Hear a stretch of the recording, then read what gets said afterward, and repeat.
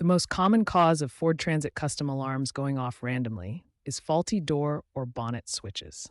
These switches signal when a door or the bonnet is open, and if they malfunction, they can trigger the alarm even when everything is secure. Start by visually inspecting all door and bonnet switches for dirt, corrosion, or loose wiring. Use a multimeter to test the continuity of each switch.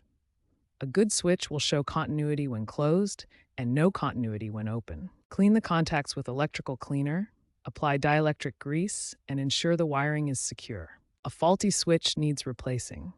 Owners on Ford forums report that professional repairs at Ford dealerships have improved success rates to about 85% after replacing the switches. If the door and bonnet switches are working correctly, the interior motion sensors might be the problem. These sensors can be overly sensitive, triggering the alarm due to vibrations, wind, or even thermal expansion.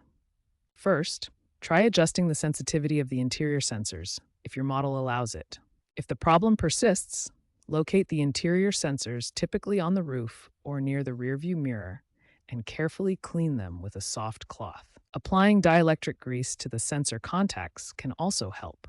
As a last resort, temporarily bypass the sensors to see if the false alarms stop, but remember this will disable interior motion detection. Owners from Reddit have had success fixing recurring interior sensor triggers by resetting the ACM via key fob hold lock-unlock for 10 seconds. For advanced diagnostics, an OBD2 scanner can help check for error codes like C1A0A interior sensor fault.